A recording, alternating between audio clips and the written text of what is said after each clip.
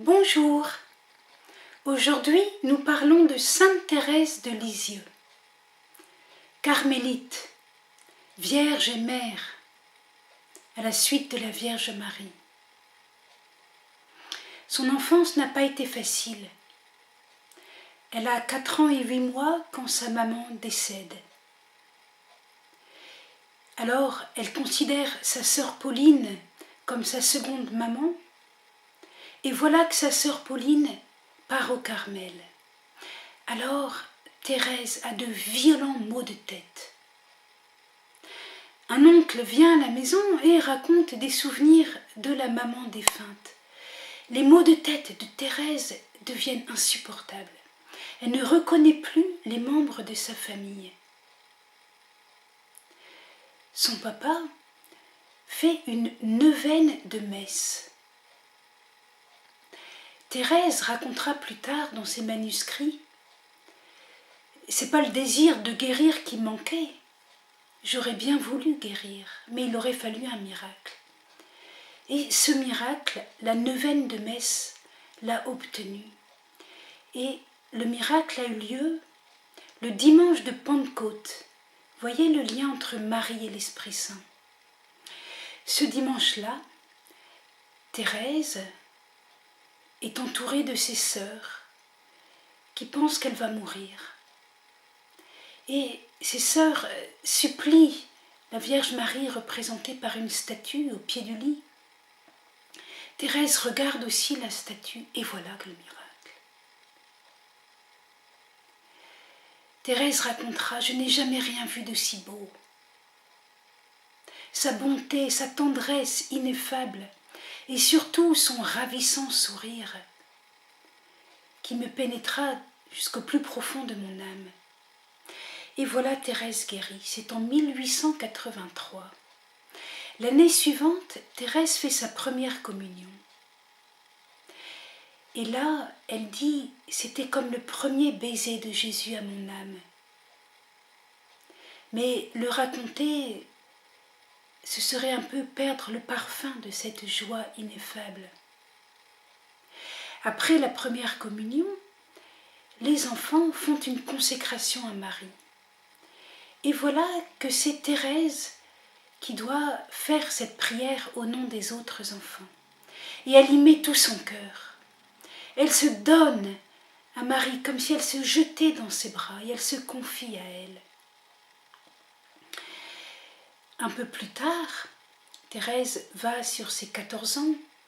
Il y a la fête de Noël et papa soupire en disant que ce sont un peu des enfantillages avec ces cadeaux dans les souliers de la petite Thérèse. Thérèse a bien envie de pleurer, mais elle ne pleure pas. Et elle racontera plus tard: voilà encore un miracle. Jésus qui pour nous, qui pour moi, s'est fait petit et faible en la nuit de Noël, en ce jour-là, il me rendit forte. Et Thérèse descend les escaliers, ouvre ses cadeaux et papa rit. Ça ne paraît rien. Mais depuis lors, Thérèse entreprend une course de géant. Peu après, voilà un événement qui va être très important. Thérèse va devenir épouse et mère alors qu'elle n'a que 14 ans, qu'elle n'est pas encore au Carmel. Je m'explique. Un dimanche, pendant la messe, faites bien le lien avec la messe. Nous allons beaucoup parler de Marie, mais tout est d'abord autour de Jésus. Jésus qui est Dieu. Donc, pendant la messe, Thérèse regarde une image qui représente Jésus sur la croix et au pied de la croix, Sainte Marie-Madeleine. Et elle se dit: mais il n'y a personne pour recueillir le sang de Jésus. Alors elle se sent un cœur d'épouse pour recueillir le sang de Jésus et le répandre sur les âmes, pour que ce sang les purifie et les enfante à la vie éternelle. Voilà Thérèse qui comprend épouse et mère, mère des âmes.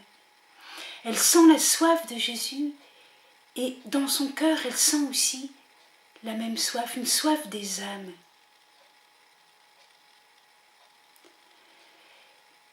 Peu après, elle apprend qu'il y a un criminel, Pranzini, un affreux criminel, et elle se met à prier pour lui, comme si c'était son frère. Alors, elle offre à Dieu le sang de Jésus. Et voilà que le signe est donné. L'aumônier de prison présente au criminel Pranzini le crucifix, avant que ce dernier ne monte à l'échafaud. En ce temps-là, c'était la peine de mort pour les grands criminels. Et voilà que Pranzini pose ses lèvres sur le crucifix, ce qu'il avait toujours refusé. Il pose ses lèvres sur le Christ en croix, comme pour boire le sang immaculé qui devait le purifier. Thérèse apprend cela, elle comprend que sa prière, elle avait offert des messes pour Pranzini, que sa prière a été exaucée.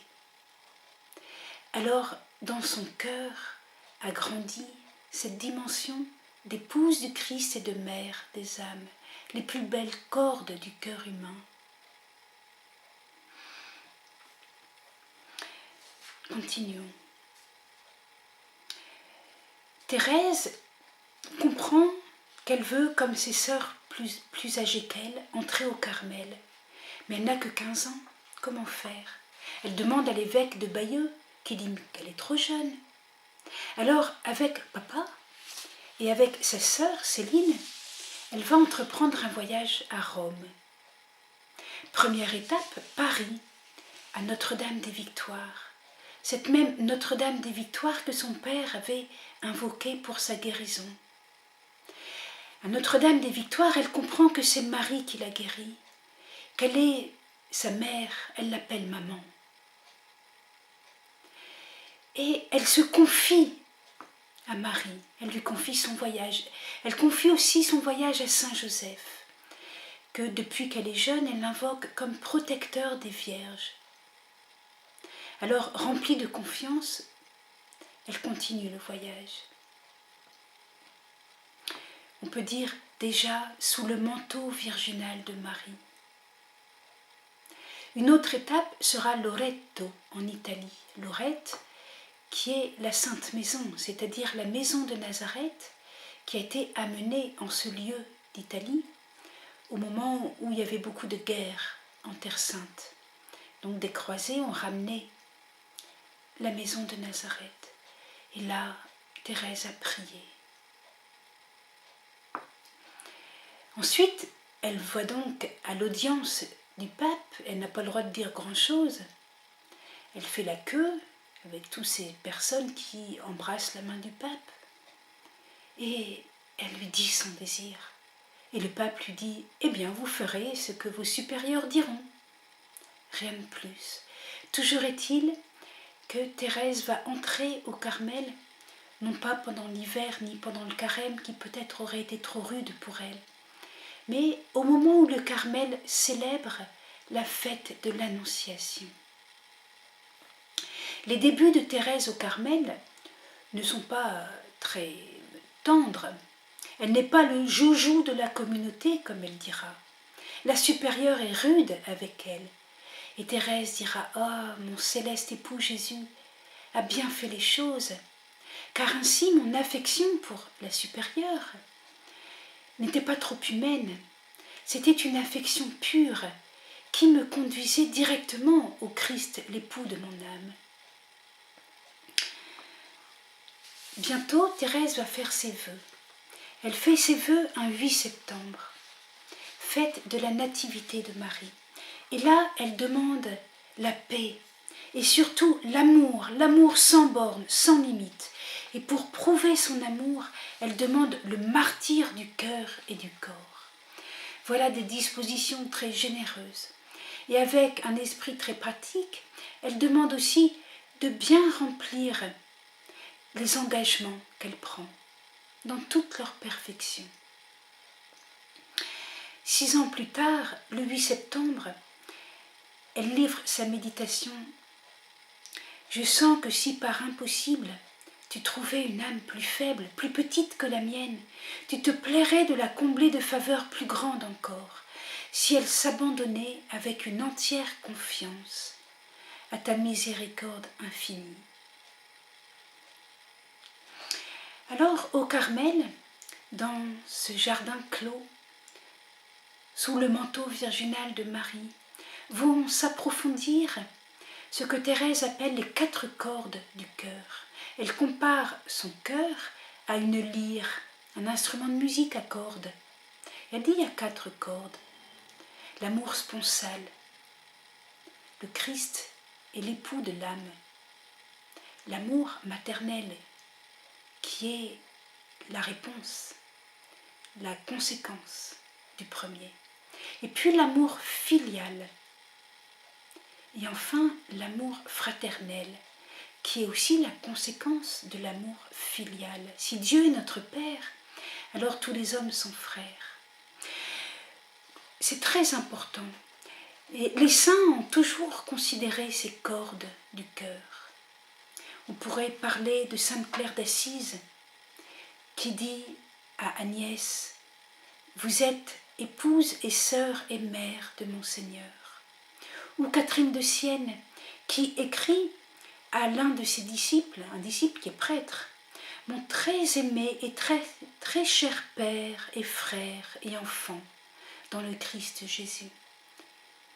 C'est la coutume d'appeler les prêtres « mon Père », mais il est aussi mon frère et mon enfant. Parce que il est le frère dans le Christ.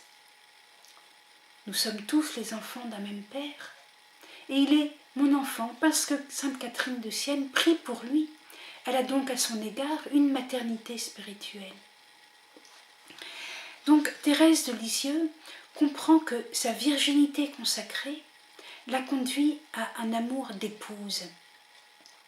Elle dit même que quand elle écrit à un séminariste, elle lui dit, au moment où il va faire ses vœux de sous-diaconat, donc un engagement dans le célibat, que c'est le jour où son âme va être fiancée au Christ. Évidemment, un homme ne se considère pas comme l'épouse du Christ, mais son âme est l'épouse du Christ, son âme.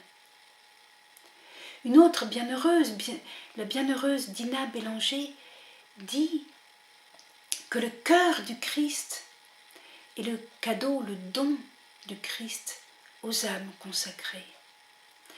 C'est très important, cette dimension de virginité, cette dimension de noces, d'épousailles. Alors, je vais lire une poésie de Thérèse. « Je suis ton épouse chérie, mon bien-aimé, viens vivre en moi. Oh, viens, ta beauté m'a ravie, daigne me transformer en toi. » L'amour filial, nous avons déjà dit que Thérèse a un amour filial envers la supérieure du Carmel. Elle avait aussi un amour filial envers ses parents.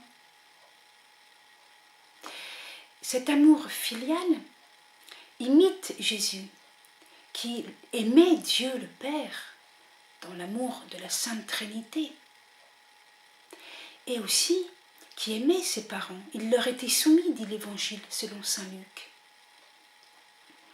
De cet amour découle l'amour fraternel.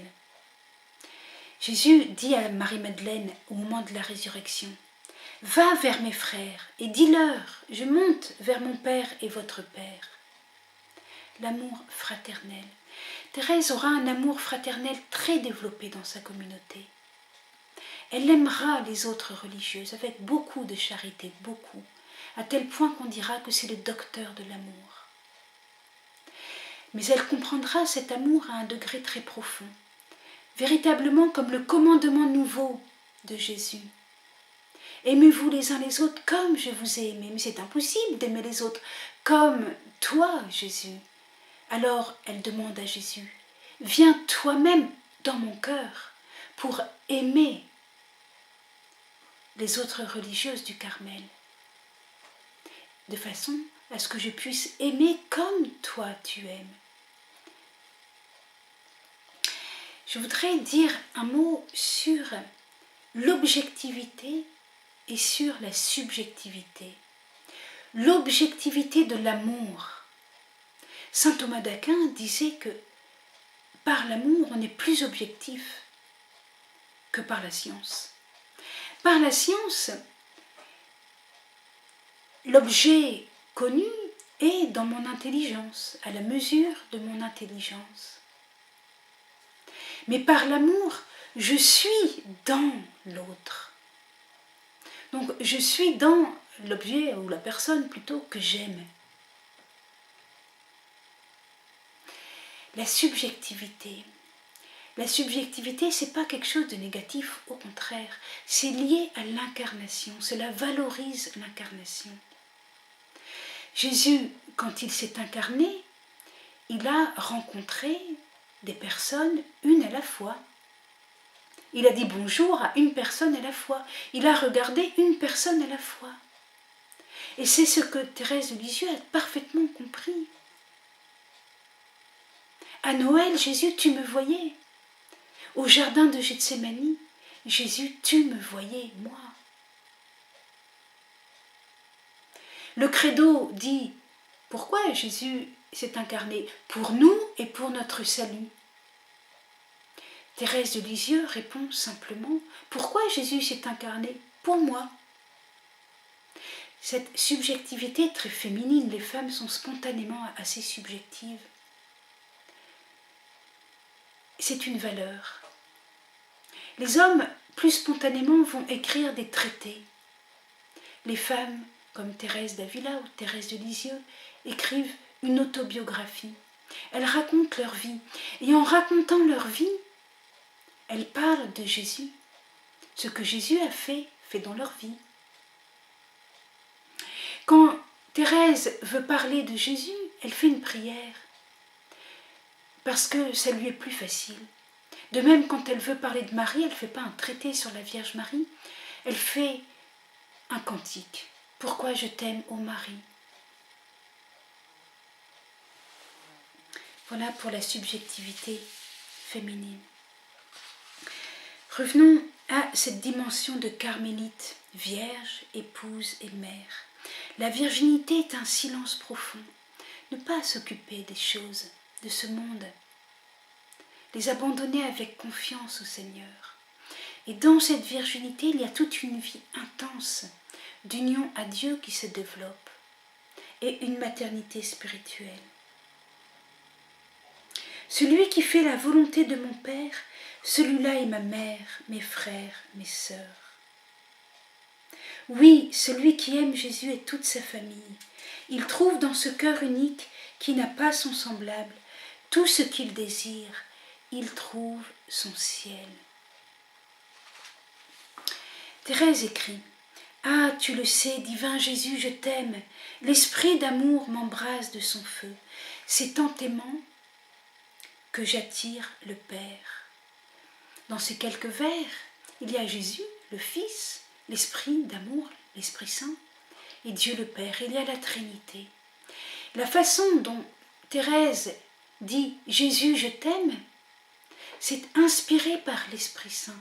C'est l'Esprit Saint qui, dans le cœur de Jésus, dans le cœur de Thérèse, fait cette respiration d'amour. Mon bien-aimé, beauté suprême, à moi tu te donnes toi-même, mais en retour, Jésus, je t'aime, et ma vie n'est qu'un seul acte d'amour. Ma vie n'est qu'une respiration d'amour. À chaque respiration, Jésus, je t'aime, jusqu'à l'heure de son dernier soupir. C'est l'Esprit Saint qui fait cela en elle. Je voudrais dire un mot sur l'amour comme totalité et infinie. Voyez-vous, les modernes, parfois, sont tentés par le monisme ou le panthéisme, ou le désir d'être tout, le désir d'être tout.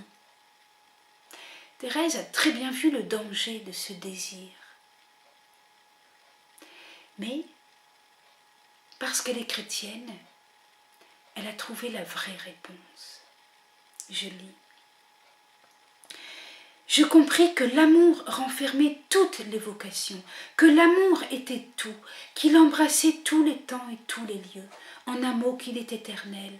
Alors, dans l'excès de ma joie délirante, je me suis écriée: ô Jésus, mon amour, ma vocation enfin je l'ai trouvée, ma vocation c'est l'amour, et j'ai trouvé ma place, dans l'Église, je serai l'amour.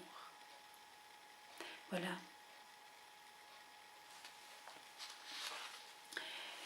Je voudrais dire un mot sur l'amour comme audace. Comme audace. Revenons à cette image que Thérèse a gardée et qui fut si importante au début de sa vocation quand elle a prié pour Pranzini. Le Christ en croix et au pied de cette croix Sainte Marie-Madeleine. Thérèse a gardé cette image et elle a écrit tout autour de l'image. Jésus qui dit « j'ai soif ». En bas, Thérèse ou Marie-Madeleine qui répond « Seigneur, tu sais bien que je t'aime », c'est comme Saint-Pierre.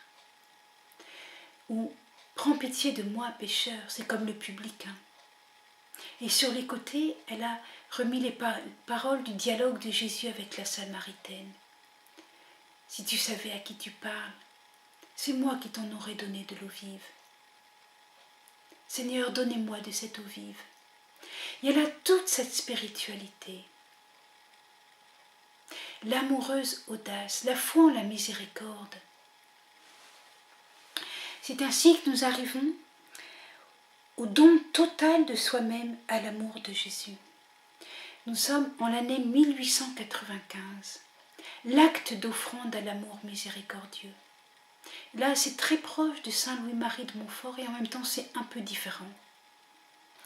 Thérèse veut être consumée, brûlée, comme un holocauste. Saint Louis-Marie de Montfort veut être possédé, comme un esclave d'amour. Je lis: ô mon Dieu, Trinité bienheureuse, je désire vous aimer, vous faire aimer. Travaillez à la glorification de la Sainte Église, en sauvant les âmes qui sont sur la terre et en délivrant celles qui souffrent dans le purgatoire. Je désire accomplir parfaitement votre volonté et arriver au degré de gloire que vous m'avez préparé dans votre royaume. En un mot, je désire être sainte, mais je sens mon impuissance et je vous demande, ô mon Dieu, d'être vous-même ma sainteté. C'est extraordinaire. Je vais résumer la suite. Elle ne va pas offrir ses propres mérites. Elle va d'abord offrir les mérites de Jésus. Puisque Dieu le Père, m'a aimé jusqu'à me donner Jésus, son Fils unique. Donc elle offre Jésus lui-même. Ensuite, elle offre aussi Marie. Bienheureuse Trinité, je vous offre l'amour et les mérites de la Sainte Vierge, ma mère chérie. Et c'est à elle que j'abandonne mon offrande, la priant de vous la présenter. Ensuite, elle demande à Jésus de venir prendre possession de mon âme.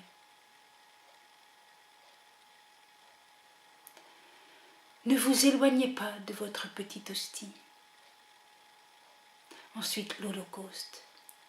Je désire que, consumant toutes mes imperfections, comme le feu qui transforme toute chose en lui-même.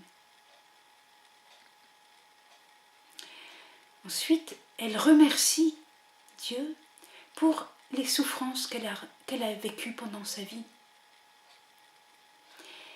Et elle continue en disant « J'espère au ciel vous ressembler et voir briller sur mon corps glorifié les sacrés stigmates de votre passion. Après cet exil sur la terre, j'espère aller jouir de vous dans la patrie.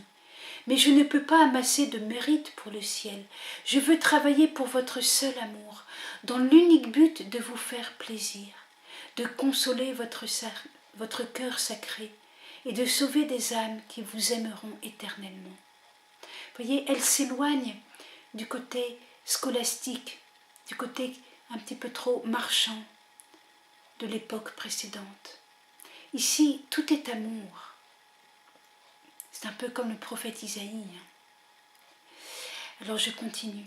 Je paraîtrai devant vous les mains vides.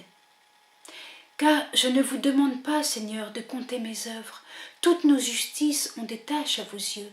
Je veux donc me revêtir de votre propre justice et recevoir de votre amour la possession éternelle de vous-même. Je résume.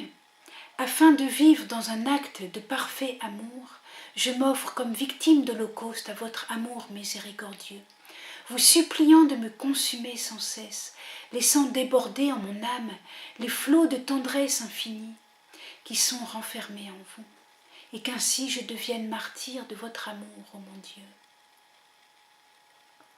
Que ce martyr, après m'avoir préparé à paraître devant vous, me fasse enfin mourir, et que mon âme s'élance sans retard dans l'éternel embrassement de votre miséricordieux amour. Je veux, mon bien-aimé, à chaque battement de mon cœur, vous renouveler cette offrande un nombre infini de fois, jusqu'à ce que les ombres s'étant évanouies, je puisse vous redire mon amour dans un face-à-face éternel. L'année suivante, Thérèse, qui est tuberculeuse et malade, va aussi entrer dans une nuit de la foi. Les choses vont se précipiter à partir d'un événement un peu cocasse, un peu malheureux, où Thérèse a été trompée, trahie, bafouée, de façon très concrète. Un certain Taxile avait fait croire à la presse entière et à tous les médias de l'époque qu'une certaine jeune fille, appartenant à la franc-maçonnerie et même étant fiancée à un démon, s'était convertie. Thérèse avait cru cette histoire, elle avait prié pour cette jeune fille, elle lui avait écrit, elle lui avait même envoyé sa photo. Et le Taxile, un jour, avait dit que tout ça c'était faux, et il avait publié la photo de Thérèse de Lisieux. C'était incroyable. Et toute la presse avait vu cette photo de Thérèse de Lisieux, ridiculisée d'avoir cru à cette histoire montée de toutes pièces pour un peu ridiculiser la critique de l'Église par rapport à la franc-maçonnerie. Thérèse a été blessée, mais Thérèse a été confrontée non seulement à la franc-maçonnerie, mais à tout l'athéisme de son époque. Ce 19e siècle qui a vu se répandre les idées de Nietzsche, par exemple, et d'autres idées. Cet athéisme qui va provoquer une kénose de la foi de Thérèse.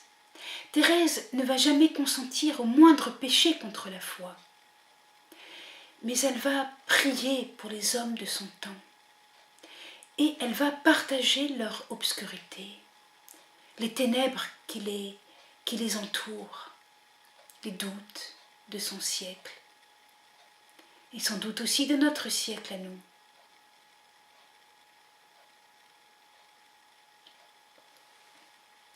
Je voudrais continuer encore et dire un mot sur ce qu'on pourrait appeler la petite voix mariale et la coopération de Marie et de Thérèse à la rédemption. La petite voix mariale, on en a dit déjà un mot, c'est que Thérèse est sensible à Jésus qui pour nous s'est fait petit. Et elle se dit, mais si Jésus pour nous s'est fait petit, l'enfant Jésus, alors nous aussi, nous devons nous faire petits. Après tout, est-ce que nous ne sommes pas tous un peu cabossés, un peu tordus? Mais plus profondément, nous sommes des créatures. Nous ne sommes pas le Créateur. Nous sommes limités, nous ne sommes pas tout, mais par l'amour, nous sommes unis à Dieu, divinisés. L'amour est tout, mais nous-mêmes, nous sommes petits. Alors elle se dit, eh bien, je dois être comme une petite goutte de rosée.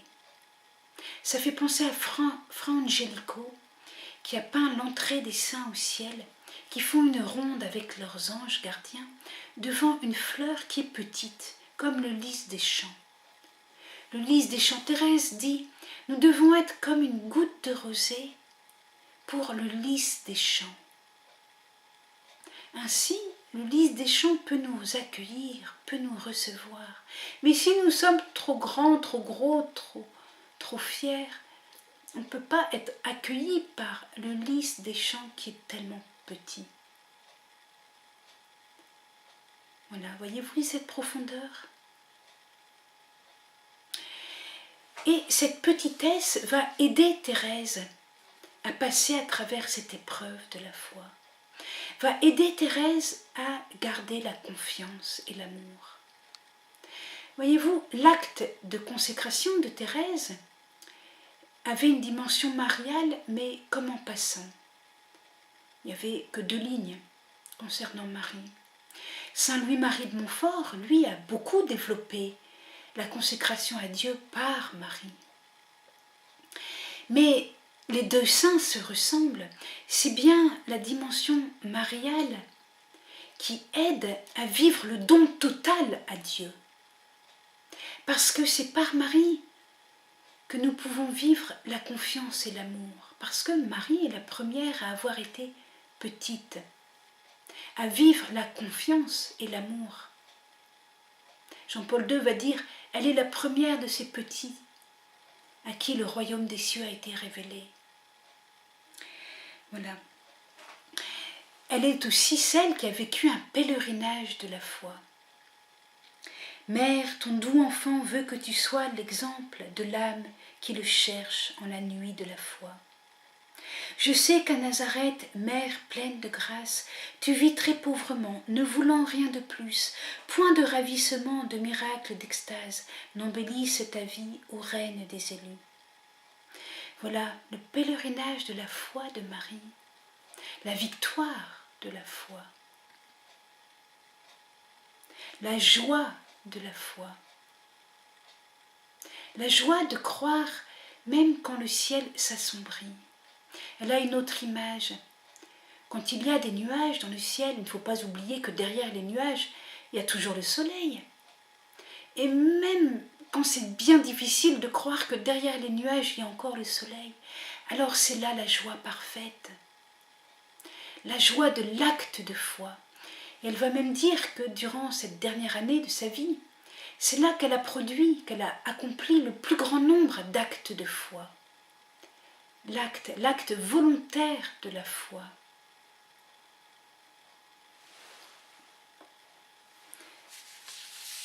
Donc, un mot sur cette confiance de Thérèse dans les bras de son Père, Dieu le Père.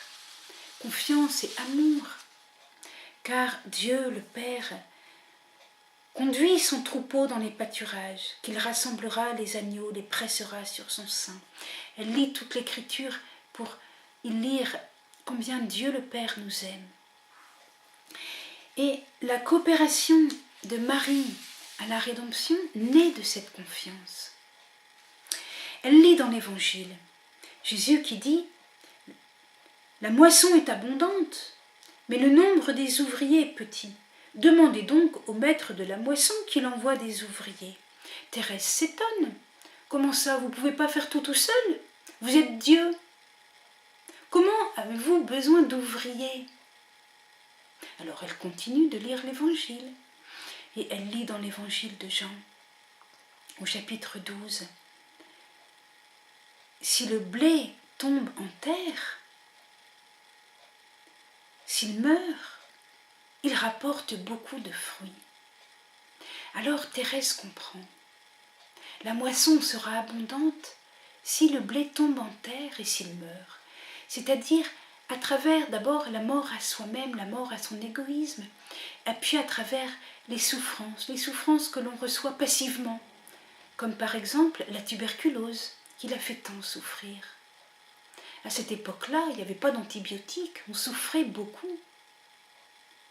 Thérèse souffre et comprend quel est le grain qui meurt et qui portera beaucoup de fruits.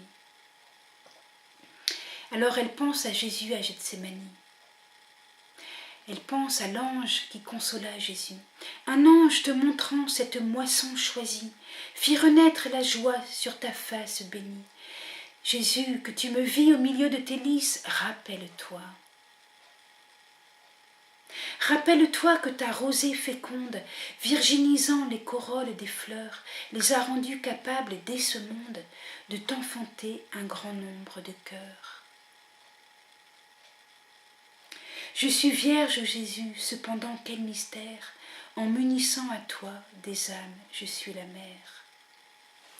Voilà, eh bien on peut dire que comme Marie coopère à Jésus, ça ne veut pas dire qu'on ajoute à Jésus. Rappelez-vous l'image au seuil de la vocation de Thérèse. Thérèse recueille le sang de Jésus et elle le répand sur les âmes. C'est pas ajouter quelque chose, c'est participer, s'unir, être épouse et être mère, comme Marie. Et alors, elle explique que quand elle sera au ciel, je veux passer mon ciel à faire du bien sur la terre. Comme Marie, qui, dans son Assomption, n'est pas éloignée de nous, mais elle intercède pour nous.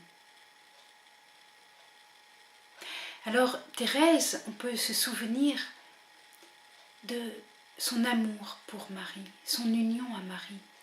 Elle finit par lui ressembler. Elle dira, Marie est plus mère que reine.